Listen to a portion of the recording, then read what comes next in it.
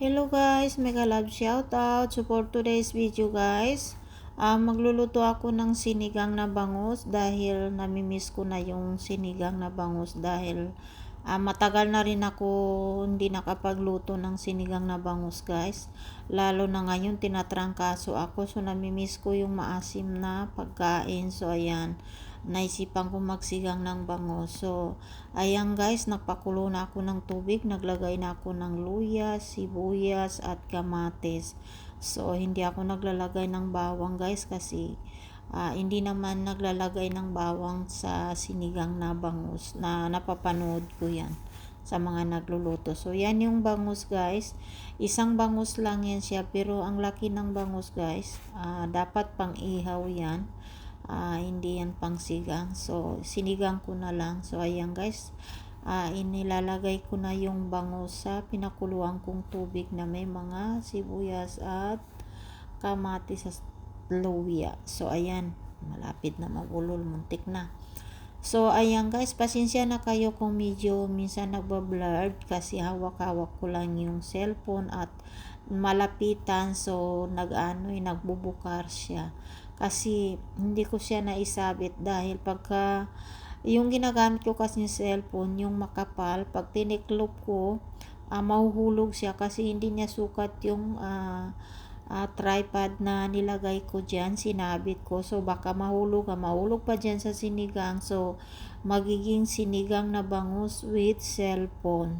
So ayaw ko mangyari yung guys, di ba? So gusto lang natin yung sinigang na bangus with mga gulay. So ayan, meron akong nilagay na gulay dyan. Hindi yung gulay guys, dahon siya na pagpatanggal ng lansa, pero ang nakakalam lang dyan yung mga ex-abroad. Ang tawag dyan jatter. Pag nag-dry yan guys, iniinom nila, nilalagay nila sa tsaa. Kahit yung yan, press na yan, nilalagay nila sa tsaa. So ayan guys, naglagay na ako ng gabi. Kasi yung gabi, matagal din yan maluto, kaya sinabay ko na rin sa bangus para sabay na sila maluto. Kung napapansin nyo guys, tuwing nagluluto ako, nagsisigang ako, nagsasabaw, naglalagay ako ng gabi kasi paborito ko talaga yung gabi, yung bunga ng gabi. Kahit yung katawan, paborito ko yung, kaso lang, bihira lang ako makakita dito. May nakita naman ako dati guys, kaso napakakati. Naalala nyo dati, ang kati, kaya hindi ako bumili ulit. So, yan na lang yung bunga ng gabi binili ko. So, yan, naglagay na ako ng patis guys. At hindi na ako maglalagay ng asin mamaya kasi patis na lang at bawal sa akin yung mga maalat na pagkain. So, yan, iwas-iwas muna ako sa mga maalat kasi hindi na ako bumabata. So, ayan, napakahirap ng sakit ko na bawal yung mga maalat.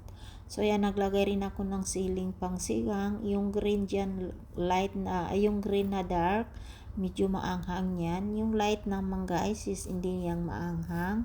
So kakainin ko lang yang ganyan, feeling ko gulay. Ayan. So hintayin na lang natin na medyo maluto ng kaunti at ilalagay ko na yung mga gulay. So ayan guys, maglalagay ako ng wow, sarap. Ayan, isda talaga yan, pang isda siya, nakita nyo may logo na isda. So meron din ako magic sarap, pero yan muna ilalagay ko kasi isda yung niluluto ko, hindi gulay. Kasi yung magic sarap, gusto ko lang yun ilagay sa mga gulay, sa manok, ganun. So ayan na siya guys. Samahan nyo ako hanggang sa dulo ng aking video. So medyo inaantok na rin ako. At pasensya na kayo kung medyo nagbablur, gawa nung hawak ko nga lang yung cellphone.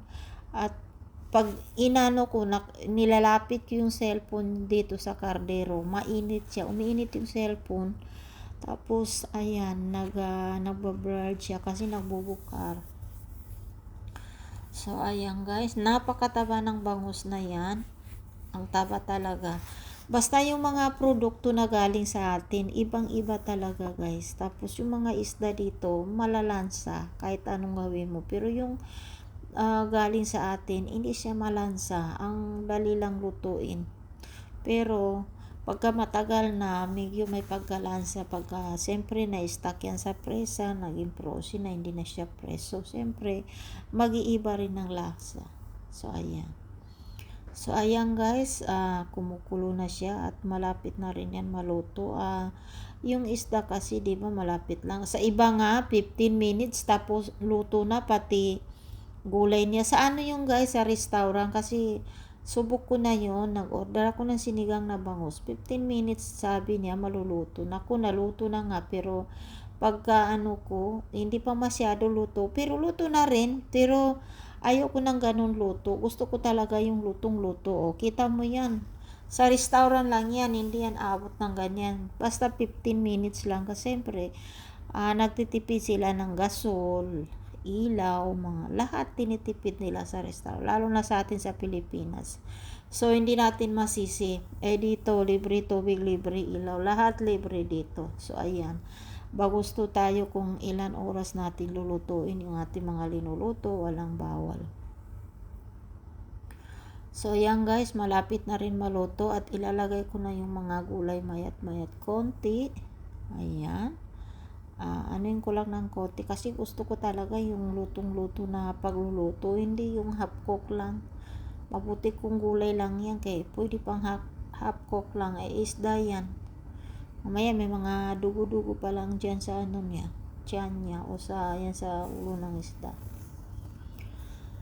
So yan guys, mega love shout out sa lahat. So yan, nilagay ko na yung green beans o Baguio beans ba tawag dyan, kasi hindi ako nakabili ng sitaw, hindi ko type yung sitaw doon guys, kasi yung sitaw doon, yung kakulay nung sili na nilagay ko, malata kasi yun siya guys, walang lasa.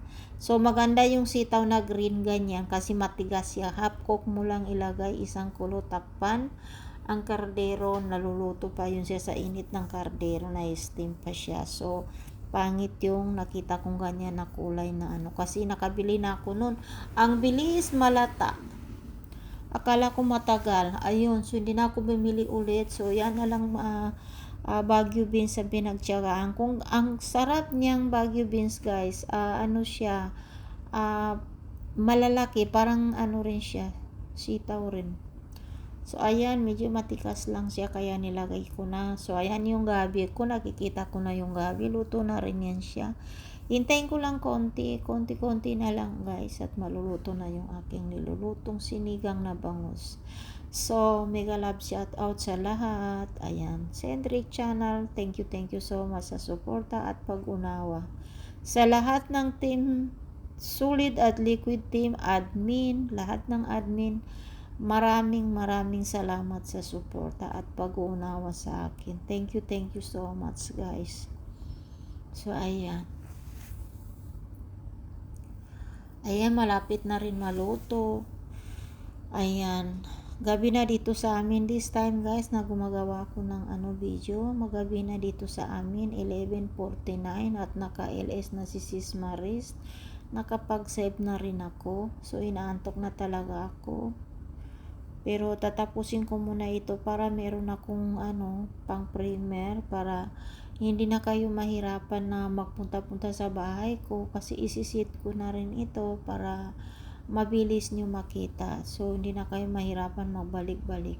Siyempre nakakahiya rin yung estilong ganyan. Kung meron na ako mga video guys, i-stack ko yan siya para isit ko na kaagad, para hindi na kayo pabalik-balik. So yan yung sinigang na gagamitin ko guys, powder na sampalok. So ayan, maglalagay na ako ng pangsigang, kaya maluluto na yung aking sinigang na bangus. At ayan, paborito ko talaga yung basta paborito ko guys yung mga pagkain na maasim. Number 1 paborito ko yung sinigang, pangalawa yung paksyo, at pangatlo yung prito. Kasi yung pritong isda paborito ko, kasi doon naman sa sausawan na pwede ako maglagay ng kalamansi or kahit anong pangpaasim, lemon.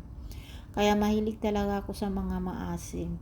Mapunta naman tayo sa mangga guys. Mas gusto ko yung mangga green kaysa hinog na mangga, kasi naglalagay ako ng asin na toyo, bagoong. So yan, nilagay ko na yung okra guys. Ayan, dahon ng sibuyas, hindi yan nawawala sa mga isda.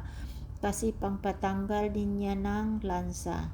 Ay alam naman ninyo dito, mga matapang yung isda, kahit na made pa yan ng Pilipinas, maging matapang. So ayan, naglagay na ako ng talbos ng kamuti dahil nakabili ako ng talbos ng kamuti kanina sa palengke. So yan, medyo kita nyo guys, ayos naman yung nabili ko. So, ngayon pa lang guys, magpapasalamat na ako. Team Solid Liquid Team, paulit-ulit na pasasalamat at walang sawang pasasalamat sa inyo. Team Solid Liquid Team at sa lahat ng admin at sa mga kaibigan natin mga nandito sa aking primer, sa lahat ng aking primer, maraming salamat. Thank you so much sa inyong suporta.